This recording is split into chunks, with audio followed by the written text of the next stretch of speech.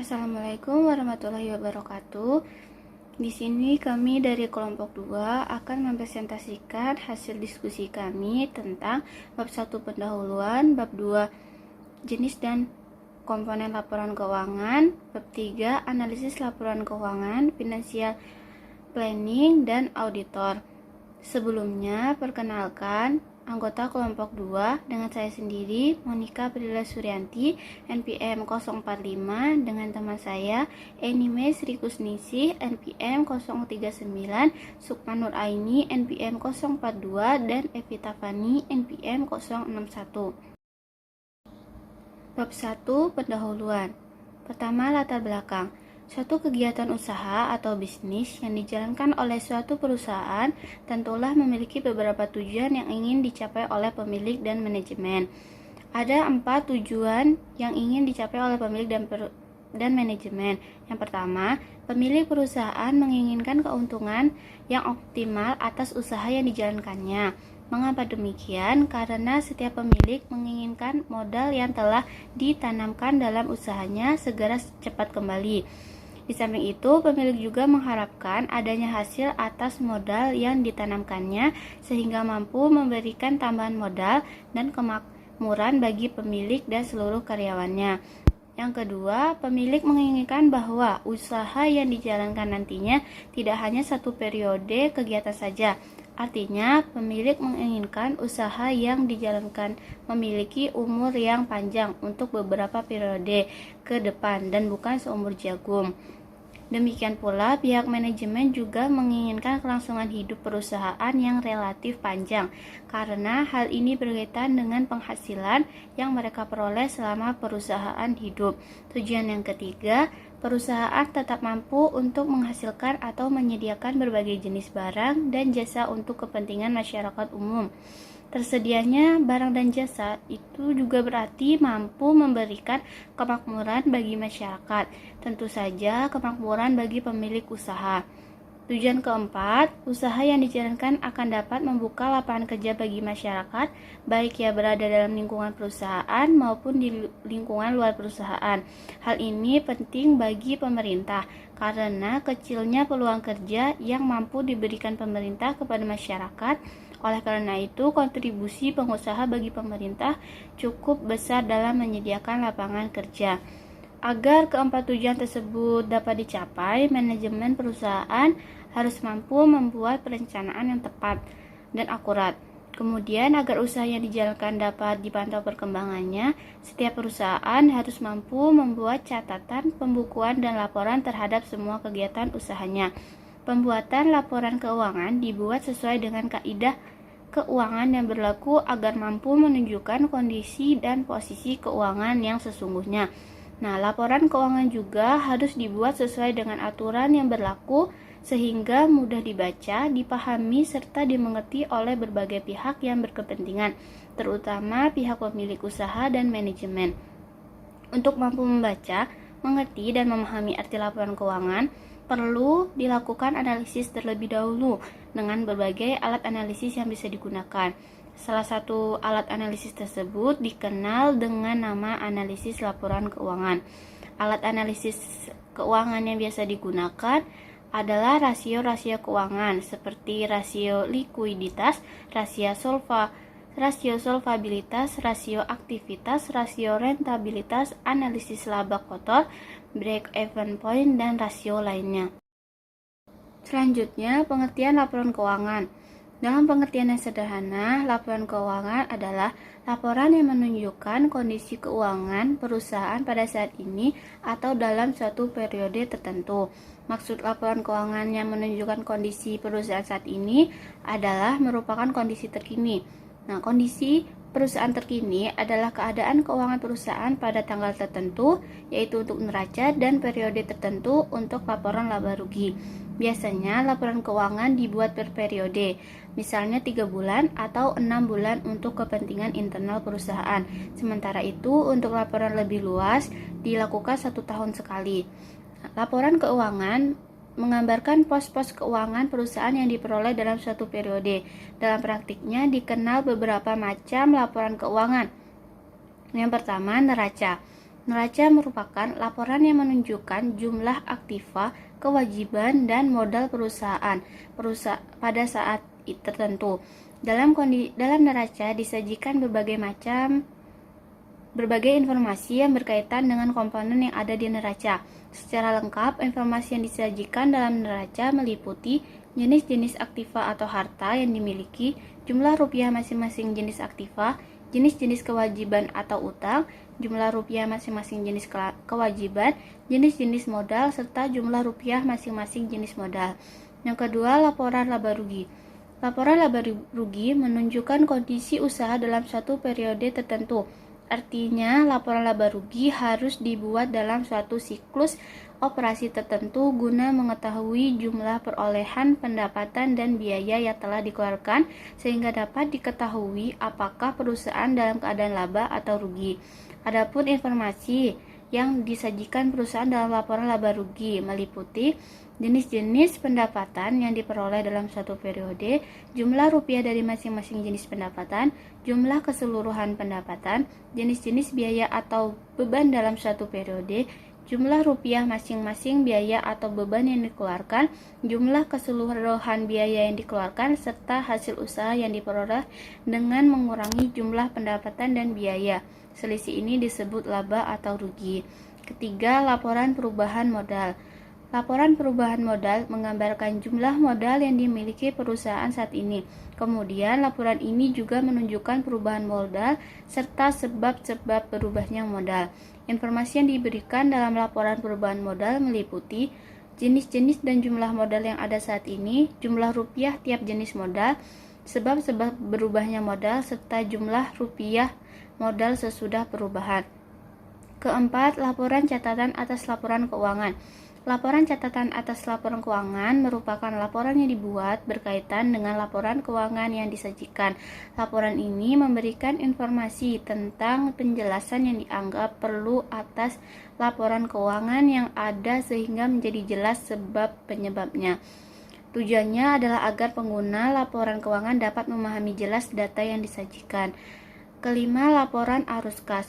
Laporan arus kas merupakan laporan yang menunjukkan arus kas masuk dan arus kas keluar di perusahaan. Arus kas masuk berupa pendapatan atau pinjaman dari pihak lain, sedangkan arus kas keluar merupakan biaya-biaya yang telah dikeluarkan perusahaan.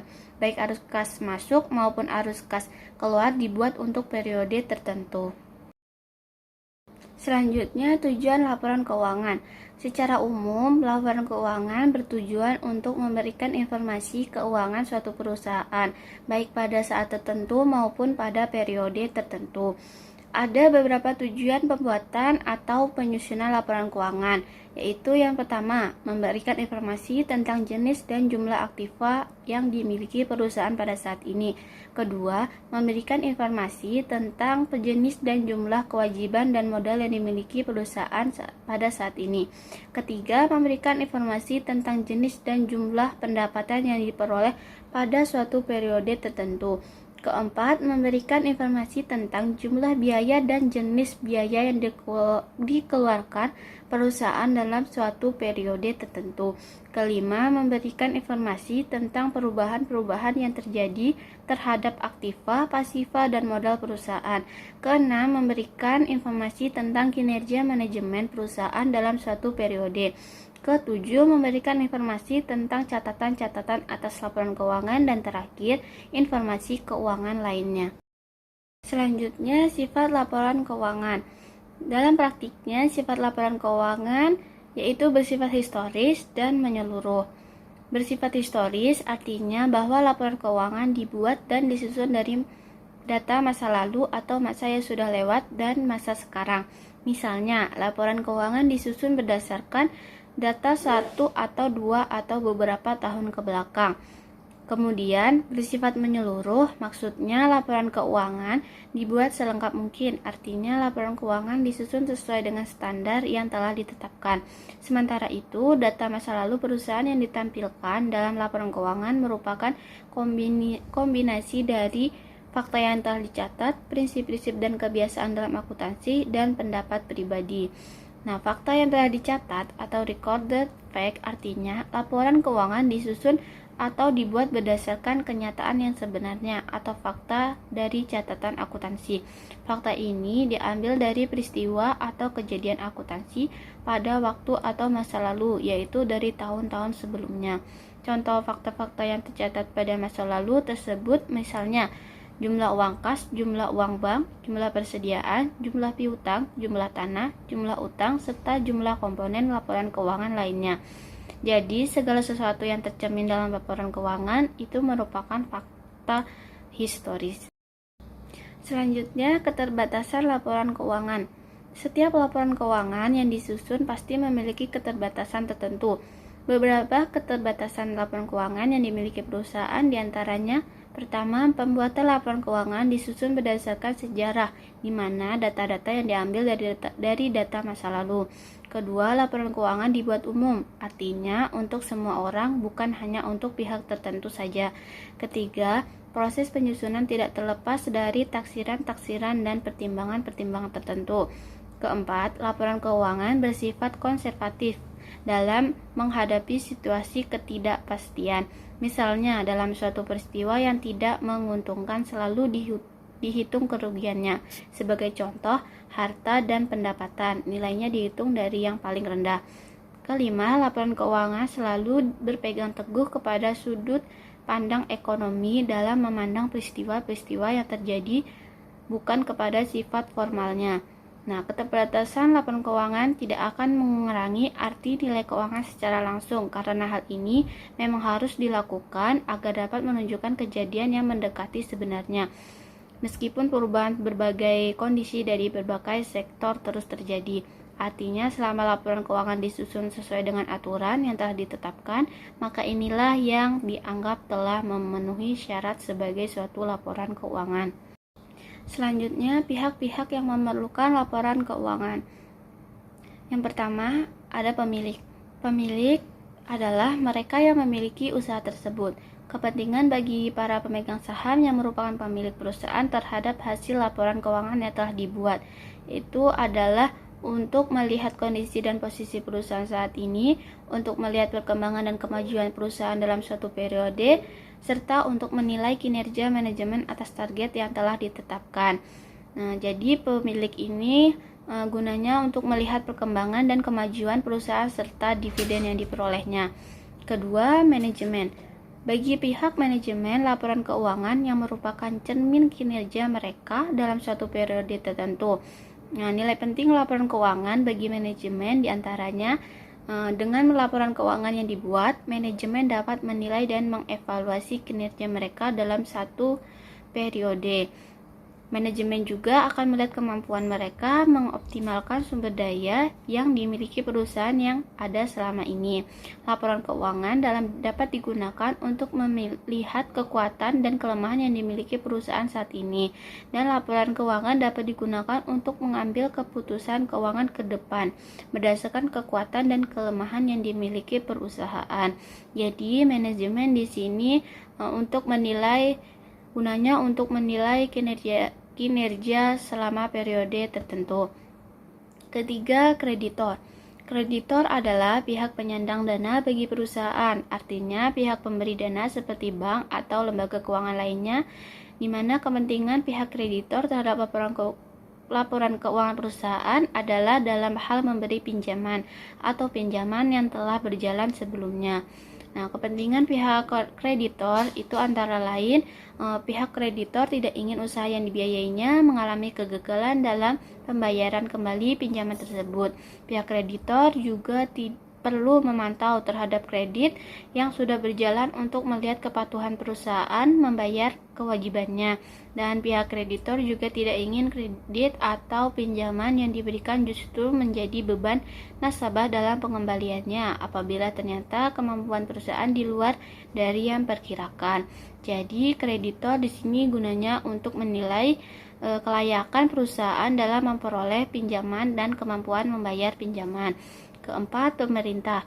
Arti penting laporan keuangan bagi pihak pemerintah adalah untuk menilai kejujuran perusahaan dalam melaporkan seluruh keuangan perusahaan yang sesungguhnya dan untuk mengetahui kewajiban perusahaan terhadap negara dari hasil laporan keuangan yang dilaporkan.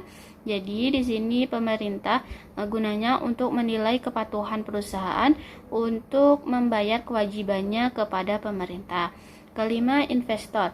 Investor adalah pihak yang hendak menanamkan dana di suatu perusahaan.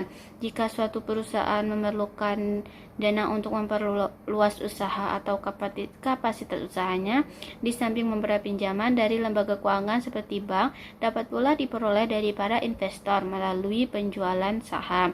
Jadi di sini investor itu gunanya untuk menilai proyek usaha tersebut ke depannya. Saya, Evita Fani, MPM 061, akan menjelaskan mengenai bab 2 tentang jenis dan komponen laporan keuangan. Yang pertama, jenis laporan keuangan. Laporan keuangan yang dibuat oleh perusahaan terdiri dari beberapa jenis, tergantung dari maksud dan tujuan pembuatan laporan keuangan. Menurut Kazmir, secara umum ada 5 macam jenis laporan keuangan yang biasa disusun, yaitu yang pertama ada neraca. Neraca atau balance sheet merupakan laporan yang menunjukkan posisi keuangan perusahaan pada tanggal tertentu. Arti dari posisi keuangan dimaksud adalah posisi jumlah dan jenis aktiva atau harta dan pasiva atau kewajiban dan ekuitas suatu perusahaan. Dan yang kedua ada laporan laba rugi. Laporan laba rugi merupakan laporan keuangan yang menggambarkan hasil usaha perusahaan dalam suatu periode tertentu. Dalam laporan laba rugi ini tergambar jumlah pendapatan dan sumber-sumber pendapatan yang diperoleh. Yang ketiga ada laporan perubahan modal merupakan laporan yang berisi jumlah dan jenis modal yang dimiliki pada saat ini. Dan yang keempat ada laporan arus kas. Laporan arus kas merupakan laporan yang menunjukkan semua aspek yang berkaitan dengan kegiatan perusahaan, baik yang berpengaruh langsung atau tidak langsung terhadap kas. Dan yang kelima ada laporan catatan atas laporan keuangan. Laporan catatan atas laporan keuangan merupakan laporan yang memberikan informasi apabila ada laporan keuangan yang memerlukan penjelasan tertentu. Slide selanjutnya yaitu neraca. Menurut James C. Van Horn yang dikutip dari buku Kazmir, pengertian neraca adalah ringkasan posisi keuangan perusahaan pada tanggal tertentu yang menunjukkan total aktiva dengan total kewajiban ditambah total ekuitas pemilik. Secara garis besar, komponen neraca dapat digambarkan sebagai berikut. Yang pertama ada aktiva lancar. Aktiva lancar terdiri dari kas, rekening bank atau rekening giro, dan rekening tabungan. Dan ada juga deposito berjangka, surat-surat berharga, piutang, pinjaman yang diberikan, sediaan, biaya yang dibayar di muka, pendapatan yang masih harus diterima, aktivitas lancar lainnya. Dan yang kedua ada penyertaan. Dan yang ketiga ada aktiva tetap. Di dalam aktiva tetap dibagi menjadi dua, yaitu aktiva tetap berwujud dan aktiva tetap tidak berwujud. Aktiva tetap berwujud yaitu tanah, mesin, bangunan, peralatan, kendaraan, akumulasi penyusutan, aktiva tetap lainnya. Dan bagian aktiva tetap tidak berwujud yaitu ada goodwill, hak cipta, lisensi, merek dagang. Dan yang keempat ada aktiva lainnya. Bagian dari aktiva lainnya yaitu adalah yang pertama ada gedung dalam proses, tanah dalam penyelesaian, piutang jangka panjang, uang jaminan, uang muka investasi, dan lainnya. Kemudian komponen utang atau kewajiban serta modal ekuitas tergambar dalam posisi pasifas sebagai berikut. Yang pertama ada utang lancar atau kewajiban jangka pendek. Bagiannya yang pertama ada utang dagang, utang wesel, utang bank, utang pajak, biaya yang masih harus dibayar, utang sewa guna usaha, utang dividen, utang gaji, utang dan utang lancar lainnya. Dan yang kedua ada utang jangka panjang. Bagian dari utang jangka panjang yang pertama ada utang hipotek, utang obligasi, utang bank jangka panjang, utang jangka panjang lainnya, dan yang terakhir ada ekuitas. Bagian dari ekuitas yaitu ada modal saham, agio saham, laba ditahan, cadangan laba, dan modal sumbangan. Jumlah yang terdapat dalam komponen neraca yaitu sisi aktiva dan pasifa harus seimbang atau sama. Untuk menentukan persamaan neraca digunakan rumus sebagai berikut yang tertera di layar, yaitu aktiva sama dengan kewajiban plus modal. Contohnya misalnya total aktiva yaitu sebesar 20 juta.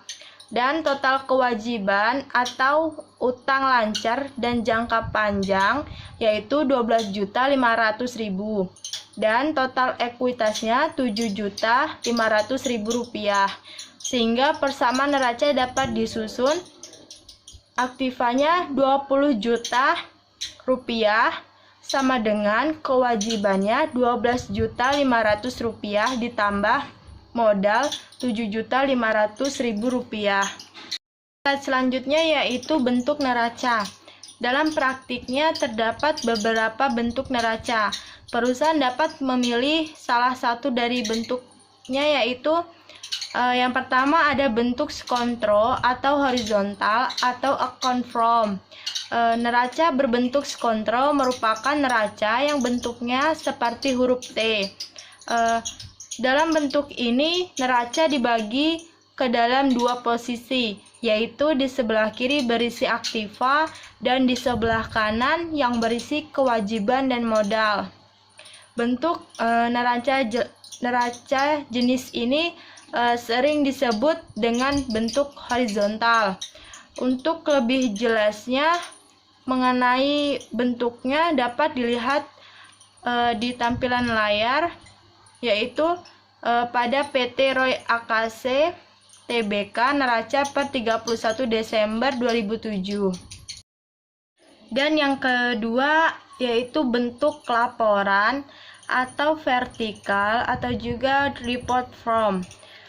Dalam bentuk laporan isi neraca disusun mulai dari atas ke bawah, yaitu mulai dari aktiva lancar dengan komponen aktiva tetap yaitu ada kas, bank, dan efek, dan komponen aktiva lainnya juga. Komponen kewajiban lancar, komponen utang jangka panjang, dan yang terakhir ada komponen modal atau ekuitas. Nah, untuk lebih jelasnya bentuk neracanya dapat dilihat pada tampilan layar. Selanjutnya penjelasan masing-masing komponen yang ada di neraca, yaitu yang pertama ada aktiva. Aktiva merupakan harta atau kekayaan yang dimiliki oleh perusahaan baik pada saat tertentu maupun periode tertentu.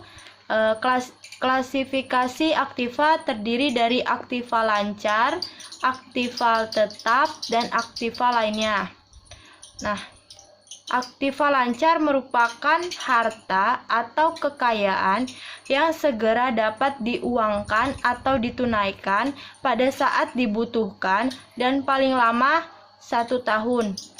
Komponen yang ada di aktiva lancar terdiri dari kas, bank, surat-surat berharga, piutang, sediaan, sewa dibayar di muka, dan aktiva lancar lainnya. Selanjutnya ada aktiva tetap. Aktiva tetap merupakan harta atau kekayaan perusahaan yang digunakan dalam jangka panjang lebih dari 1 tahun. Secara garis besar, aktiva tetap dibagi menjadi 2 macam, yaitu aktiva tetap yang berwujud atau tampak fisik seperti tanah, bangunan, mesin, kendaraan, dan lainnya. Dan aktiva tetap yang tidak terwujud atau tidak tampak fisik merupakan hak yang dimiliki perusahaan. Contohnya, hak paten, merek dagang, goodwill, lisensi, dan lainnya. Selanjutnya ada aktiva lainnya. Aktiva lainnya merupakan harta atau kekayaan yang tidak dapat digolongkan ke dalam aktiva lancar maupun aktiva tetap.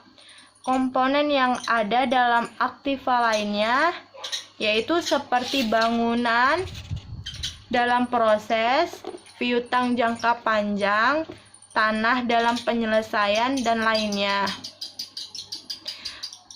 Utang lancar. Utang lancar merupakan kewajiban atau utang perusahaan kepada pihak lain yang harus segera dibayar. Jangka waktu utang lancar adalah maksimal dari 1 tahun. Selanjutnya ada utang jangka panjang. Utang jangka panjang merupakan kewajiban perusahaan kepada pihak lain yang dimiliki jangka waktu lebih dari 1 tahun. Dan ada juga kas, merupakan uang tunai yang dimiliki perusahaan dan dapat segera digunakan setiap saat. Dan ada bank. Bank merupakan tempat perusahaan menyimpan uang atau menitipkan uangnya dalam bentuk simpanan. Contoh jenis simpanan yang ada di bank yaitu ada bank rekening giro dan rekening tabungan. Selanjutnya ada surat-surat berharga. Surat-surat berharga merupakan harta perusahaan yang ditanamkan dalam bentuk kertas berharga dan memiliki jangka waktu tidak lebih dari 1 tahun. Surat-surat berharga juga dikenal dengan nama efek. Selanjutnya ada piutang. Piutang merupakan tagihan perusahaan kepada pihak lainnya yang memiliki jangka waktu tidak lebih dari 1 tahun. Jenis piutang dibagi menjadi 2, yaitu piutang dagang dan wesel tagih. Selanjutnya ada sediaan. Sediaan merupakan sejumlah barang yang disimpan oleh perusahaan dalam suatu tempat atau gudang. Sediaan merupakan cadangan perusahaan untuk proses produksi atau penjualan pada saat dibutuhkan. Dan ada juga penghasilan atau pendapatan yang masih harus diterima. Diperoleh misalnya dalam melakukan transaksi penjualan, biasanya pembayaran dilakukan di samping secara tunai, juga sering dilakukan secara kredit atau angsuran, atau pembayaran di belakang. Terus ada biaya yang dibayar di muka atau per sekot, merupakan biaya atau pengeluaran yang dikeluarkan perusahaan untuk memperoleh suatu barang dan jasa dari pihak yang akan datang. Selanjutnya ada utang lancar. Utang lancar merupakan kewajiban atau utang perusahaan kepada pihak lain karena memperoleh pinjaman kredit dari suatu lembaga keuangan atau bank.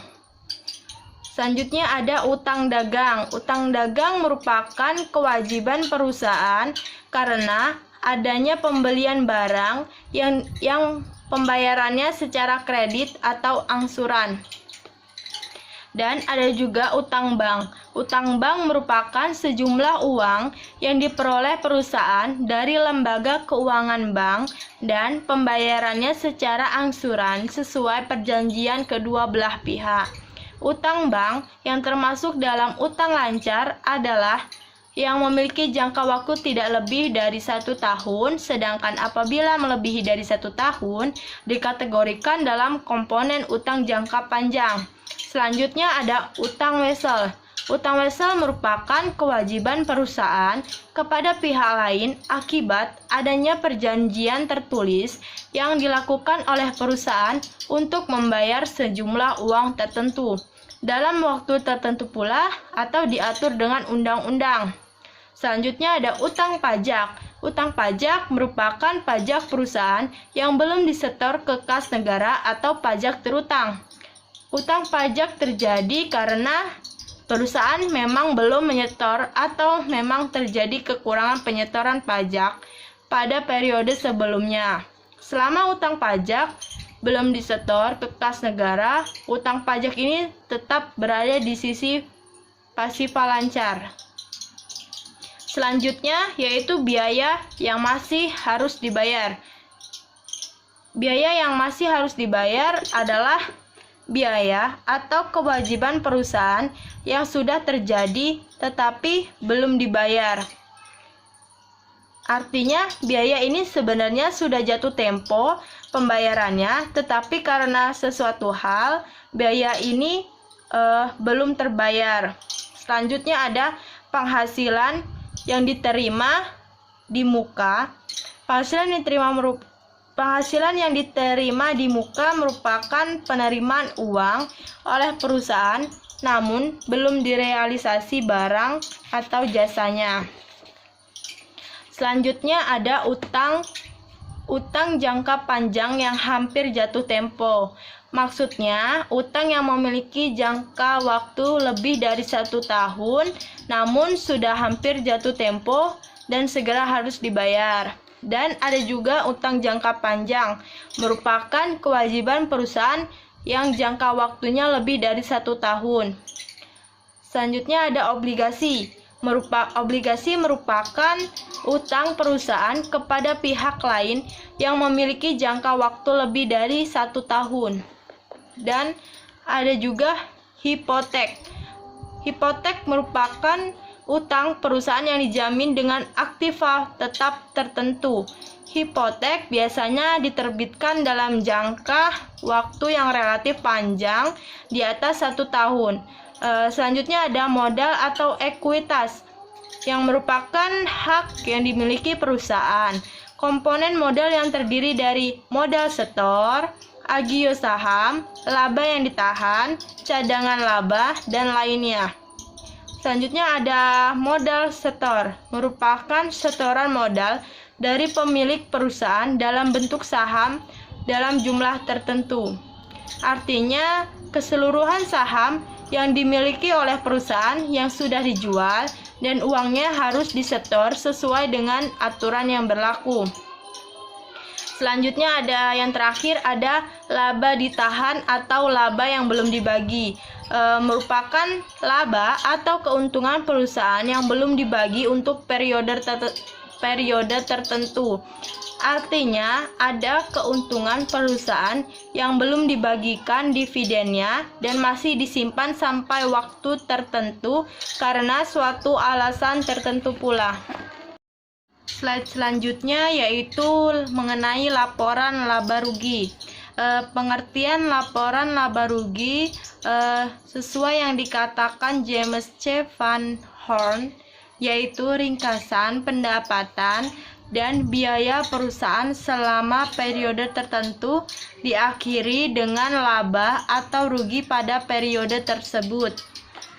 Dalam praktiknya, komponen pendapatan yang dilaporkan dalam laporan laba rugi terdiri 2 jenis, yaitu yang pertama pendapatan atau penghasilan yang diperoleh dari perusahaan pokok atau usaha utama perusahaan, dan yang kedua ada pendapatan atau penghasilan yang diperoleh dari luar usaha pokok atau usaha sampingan perusahaan.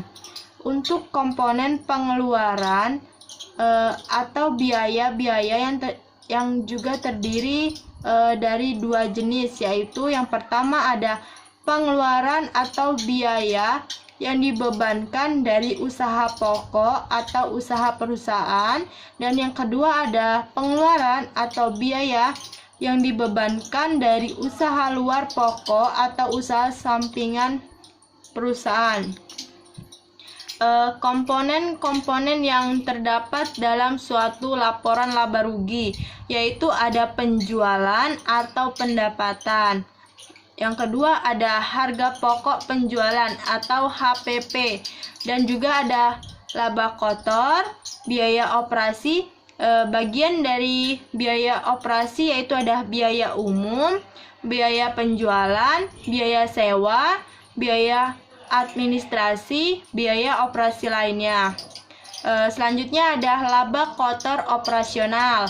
Terus ada penyusutan atau depresiasi, dan ada pendapatan bersih operasi, pendapatan lainnya, dan laba sebelum bunga dan pajak atau EBIT, yaitu earning before interest and tax. Selanjutnya ada biaya bunga terdiri dari bunga wesel, bunga bank, bunga hipotek, bunga obligasi, bunga lainnya. Selanjutnya juga ada laba sebelum pajak atau EBT, yaitu earning before tax. Selanjutnya ada pajak, lalu ada laba sesudah bunga dan pajak atau EAIT, yaitu earning after interest and tax. Dan yang terakhir ada laba per lembar saham atau earning per share. Lebih jelasnya mengenai contoh laporan laba ruginya bisa dilihat pada tampilan yang ada di layar, yaitu laporan laba rugi pada PT Roy Akase Tbk. Selanjutnya, saya Sukma Nuraini, NPM 042, ingin melanjutkan pembahasan mengenai bentuk laba rugi. Ada dua bentuk laba rugi. Bentuk laba rugi ini itu dapat disusun sesuai dengan keinginan dan tujuan perusahaan. Ada dua bentuk. Yang pertama, bentuk tunggal atau single step, itu merupakan gabungan dari jumlah seluruh penghasilan, baik pokok operasional maupun di luar pokok non-operasional. Nah, itu dijadikan satu, kemudian jumlah biaya pokoknya itu dan di luar pokoknya itu juga dijadikan satu. Kemudian ada bentuk majemuk atau multi step, yaitu pemisahan antara komponen usaha pokok operasional dengan di luar pokok non-operasional. Artinya itu dia terlebih dahulu dikurangi antara penghasilan pokok dengan biaya pokok, kemudian baru ditambah dengan hasil pengurangan penghasilan di luar pokok dengan biaya di luar pokok. Selanjutnya, cara membaca laporan keuangan. Untuk membaca suatu laporan keuangan itu diperlukan cara yang praktis agar mudah dimengerti dan juga dipahami. Tujuannya itu ialah agar hal-hal yang terkandung dan dilaporkan dalam laporan keuangan itu dapat kita ketahui secara keseluruhan, baik posisi maupun kondisi perusahaan tersebut. Ada lima cara untuk membaca laporan keuangan menurut James O. Gill. Yang pertama itu mulai dari belakang. Biasanya laporan yang dibuat oleh auditor independen maupun dimuat di bagian belakang laporan tahunan. Oleh karena itu, analisis laporan keuangan itu harus dimulai dari belakang. Adanya audit dari auditor itu akan memberikan keyakinan kepada kita akan keabsahan laporan keuangan yang dibuat. Yang kedua itu ada catatan kaki. Catatan kaki ini itu harus diperiksa untuk melihat apakah perusahaan telah mengubah prinsip atau metode akuntansinya.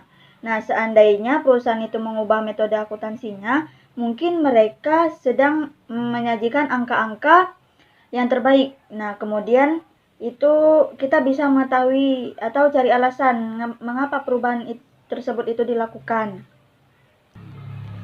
Yang ketiga, laporan keuangan. Laporan keuangan ini itu yang menunjukkan kondisi keuangan perusahaan pada saat ini ataupun periode tertentu. Nah, hal itu tuh bisa kita bandingkan rasio dari seluruh tahun yang dilaporkan. Kemudian ada surat CEO. surat CEO ini kita harus periksa surat CEO atau presiden karena surat ini itu memberikan petunjuk mengenai jalannya perusahaan sendiri.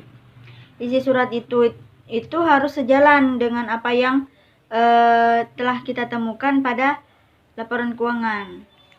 Yang kelima itu ada penjelasan dan analisis. Pemeriksaan penjelasan dan analisis ini disediakan dalam laporan keuangan. Yang perlu diperhatikan ialah apakah saham telah dijual atau digunakan, apakah untuk pelunasan pabrik atau meningkatkan penjualan, ataukah untuk membayar utang. Yang kedua itu periksa kualifikasi manajemen puncaknya. Jika tersedia, itu lihat masalah-masalah hukumnya, apakah telah terselesaikan, dengan siapa masalah terjadi, kantor pajak, kreditor, pelanggan atau badan pengendali lingkungan. Selanjutnya pada bab 3 kita akan membahas tentang analisis laporan keuangan, financial planning dan auditor. Yang pertama itu pengertian analisis laporan keuangan. Setelah laporan keuangan itu disusun berdasarkan data yang relevan serta dilakukannya dengan prosedur akuntansi dan penilaian yang benar, itu akan terlihat kondisi keuangan perusahaan yang sesungguhnya. Nah, kondisi keuangan perusahaan yang sesungguhnya ini itu dimaksud adalah kita mengetahui jumlah harta atau kekayaannya, kewajiban atau utangnya, serta modal atau ekuitasnya dalam neraca yang dimilikinya. Nah, kemudian juga akan diketahui jumlah pendapatan yang diterima dan jumlah biaya yang dikeluarkan selama periode tertentu. Dengan demikian kita dapat mengetahui bagaimana hasil usahanya, dia itu laba atau rugi yang diperoleh selama periode tertentu dari laporan laba rugi tersebut yang disajikan. Nah, analisis laporan keuangan ini perlu dilakukan secara cermat dengan menggunakan metode dan teknik analisis yang tepat sehingga hasil yang diharapkan itu benar-benar tepat pula. Selanjutnya itu ada tujuan dan manfaat adanya analisis laporan keuangan. Yang pertama itu untuk mengetahui posisi keuangan perusahaan dalam satu periode tertentu, baik harta, kewajiban, modal maupun hasil usaha yang telah dicapai untuk beberapa periode. Nah, yang kedua itu untuk mengetahui kelemahan-kelemahan apa saja yang menjadi kekurangan perusahaan. Yang ketiga, untuk mengetahui kekuatan-kekuatan yang dimiliki oleh perusahaan. Yang keempat, untuk mengetahui langkah-langkah perbaikan apa saja yang perlu dilakukan ke depannya berkaitan dengan posisi keuangan perusahaan pada saat ini. Yang kelima itu untuk melakukan penilaian kinerja manajemen ke depan, apakah perlu penyegaran atau tidak karena sudah dianggap berhasil ataupun dianggap gagal. Yang keenam terakhir itu dapat juga digunakan sebagai pembanding dengan perusahaan sejenis tentang hasil yang mereka capai pada saat periode tersebut. Selanjutnya bentuk-bentuk dan teknik analisis. Untuk melakukan analisis sendiri, analisis laporan keuangan itu diperlukan metode dan teknik analisis yang tepat. Tujuannya itu ialah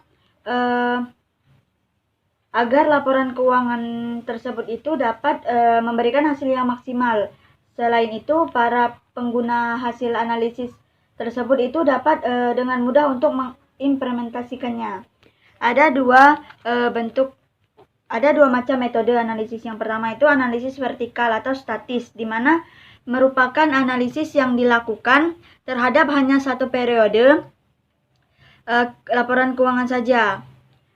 Nah, yang kedua analisis horizontal atau dinamis, merupakan analisis yang dilakukan dengan membandingkan laporan keuangan itu untuk beberapa periode. Selain itu ada beberapa teknik analisis yang analisis laporan keuangan yang dapat dilakukan. Yang pertama itu ada analisis perbandingan antara laporan keuangan. Yang kedua analisis tren. Yang ketiga analisis persentase per komponen. Yang keempat analisis sumber dan penggunaan dana. Yang kelima analisis sumber dan penggunaan kas. Yang keenam analisis rasio. Yang ketujuh analisis kredit. Yang kedelapan analisis laba kotor.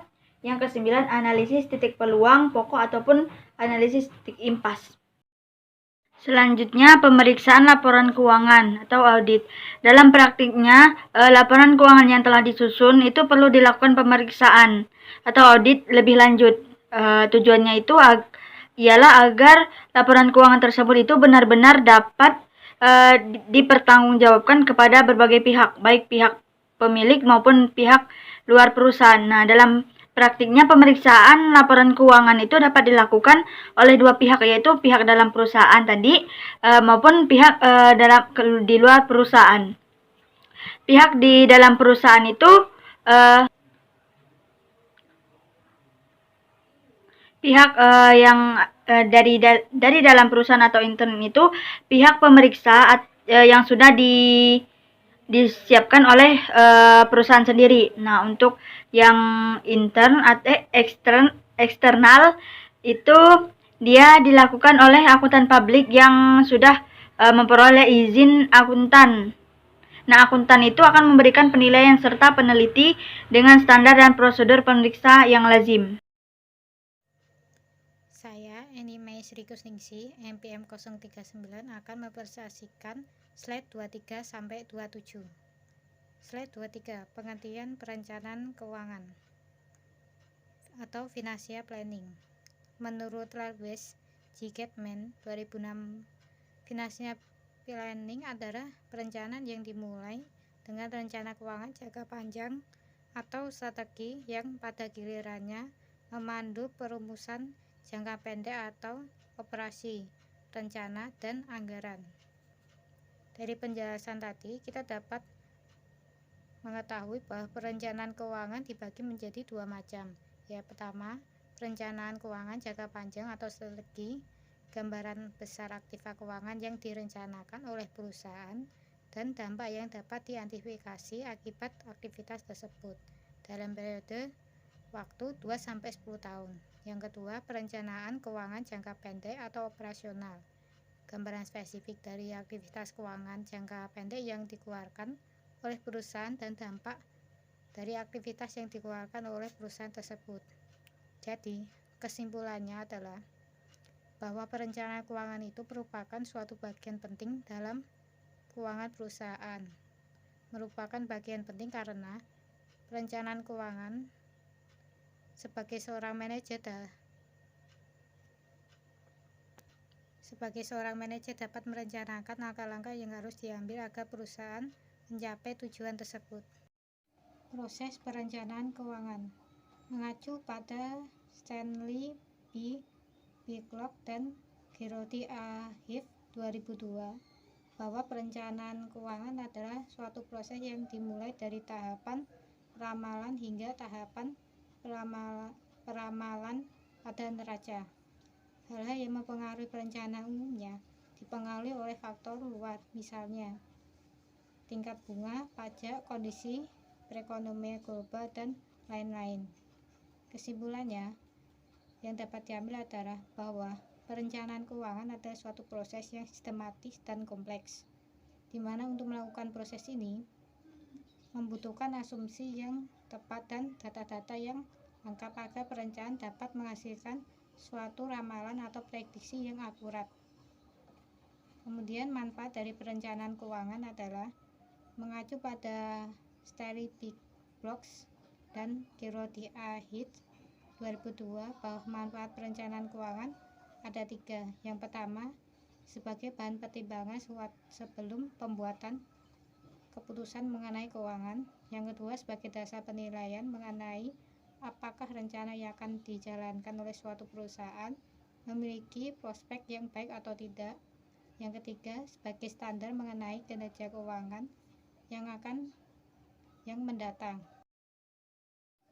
Keterbatasan perencanaan keuangan mengacu pada Stanley Bicklop dan Gerody A. Heath 2002 bahwa keterbatasan perencanaan keuangan sebagai dasar pembuatan keputusan adalah angka-angka prediksi yang dapat dalam perencanaan keuangan memiliki tingkat keakuratan yang relatif tergantung dari asumsi yang dipakai, ketersediaan data mendukung, dan kondisi makroekonomi yang terjadi, sehingga hasil dari perencanaan keuangan hanya dapat dijadikan sebagai dasar pertimbangan saja dan tidak bisa menjadi acuan dalam operasional perusahaan. Pemeriksaan laporan keuangan atau audit dalam praktiknya, laporan keuangan yang telah disusun perlu dilakukan pemeriksaan audit lebih lanjut. Tujuannya adalah agar laporan keuangan tersebut benar-benar dapat dipertanggungjawabkan kepada pihak, baik kepada pemilik maupun luar perusahaan. Artinya, segala sesuatu yang berhubungan dengan aktivitas perusahaan dilaporkan secara benar, sehingga berbagai pihak yang membutuhkan informasi tentang laporan keuangan dapat membaca dan menganalisis dari laporan keuangan yang telah diperiksa kebenarannya. Dalam praktiknya, pemeriksaan laporan keuangan dapat dikuatkan oleh dua pihak, yaitu pihak dalam internal perusahaan dan pihak eksternal perusahaan. Pemeriksaan laporan keuangan yang pertama oleh internal perusahaan, artinya oleh pemerintah yang memang sudah disiapkan oleh perusahaan. Dalam hal ini, mereka dapat memperoleh data secara bebas sesuai dengan data aslinya. Pemeriksaan dilakukan sesuai dengan fakta yang sesungguhnya. Lalu pemeriksaan oleh pihak luar perusahaan dilakukan oleh akuntan publik yang sudah memperoleh izin. Akuntan akan memberikan penilaian setelah meneliti dengan standar dan prosedur pemeriksaan yang lazim. Pendapat wajar atau tidak wajarnya akan diberikan apabila laporan keuangan disusun telah sesuai dengan prinsip-prinsip akuntansi yang lazim dan telah diterapkan secara konsisten dalam tahun ke tahun. Analisis kasus. Manipulasi laporan keuangan 2X Box 3 pilar AISA divonis 4 tahun penjara. Majelis Hakim Pengadilan Negeri Jakarta Selatan memvonis 2 mantan direksi 3 pilar Sejahtera Food Tbk, Joko Moginto dan Budi Santo dengan hukuman masing-masing selama 4 tahun penjara dan denda masing-masing senilai 2 miliar subsidiar 3 bulan penjara. Keduanya dinyatakan bersalah lantaran telah melakukan manipulasi laporan keuangan pada tahun 2007 dengan tujuan menggerek harga saham Personal. Dalam pertimbangannya, Majelis Hakim menilai Joko dan Budi menandatangani laporan keuangan merupakan pihak bertanggung jawab atas tindakan manipulasi yang dilakukan pada laporan keuangan Personal 2017. Adapun manipulasi berupa 6 perusahaan di sektor afiliasi yang ditulis merupakan pihak ketiga dan adanya penggelembungan overstatement piutang dari 6 perusahaan tersebut dengan nilai mencapai 1,4 triliun. Hakim Ahmad juga menyebutkan adanya dugaan aliran dana dari Personal senilai 1,78 triliun kepada manajemen. Adanya aliran dana 1,7 triliun merupakan statement seperti pencarian dana dari beberapa bank melalui deposito berjangka, transfer bank, dan lain-lain. Hal ini tidak dilakukan oleh pengungkapan yang memadai oleh Personal sehingga melanggar aspek pengawasan pasar modal. Hakim juga menilai bahwa pelanggaran pasal 93 UU nomor 8/1995 tentang pasar modal merupakan tindak pidana sehingga ia menilai langkah OJK yang langsung melakukan penyidikan terhadap perkara ini merupakan langkah yang tepat. Hal ini sekaligus mematahkan argumen pembelaan dari pembela hukum serta Khairul Huda, saksi ahli terdakwa yang meminta kesalahan pencatatan afiliasi dan penggelembungan piutang harusnya diberi sanksi administrasi. Hakim juga menjelaskan bahwa tindakan manipulasi laporan keuangan yang dilakukan Joko dan Budi memang memberikan kerugian kepada para pemegang saham 3 pilar dan melanggar aspek pelindungan terhadap investor pasar modal. Pada gambar ini, gambar 1.1 menunjukkan bahwa PT 3 Pilar Sejahtera Food Tbk Asia di mana manajemennya melakukan overstatement pada laporan keuangan 2017 sebesar 4 triliun pada akun piutang usaha, persediaan dan aset tetap dan sebesar 662 triliun pada penjualan kontan pada 2019. Kasus kecurangan laporan keuangan ini pada perusahaan di industri manufaktur ini banyak terjadi. Berdasarkan penelitian ini, maka Accounting of Gridford 2018 menunjukkan bahwa 88,8% kasus kecurangan dilakukan oleh perusahaan manufaktur atau menempati urutan ketiga dalam keseluruhan industri. Namun, pendeteksi kecurangan laporan keuangan tidak selalu mendapatkan titik terang karena berbagai motivasi yang mendasari serta banyaknya metode untuk melakukan curangan laporan keuangan. Temuan ini dapat menyimpulkan bahwa kecurangan lebih mungkin terjadi ketika pada konsentrasi kekuasaan di tangan orang dalam, sehingga di dalam masalah ini peran komisaris independen sangat penting untuk menjadi filter dari setiap kecurangan yang ada, agar setiap skandal yang ada dapat diatasi dan akhirnya apa yang dialami oleh PT ini tidak akan terulang lagi. Sekian presentasi dari kelompok kami. Mohon maaf jika ada tutur kata yang salah.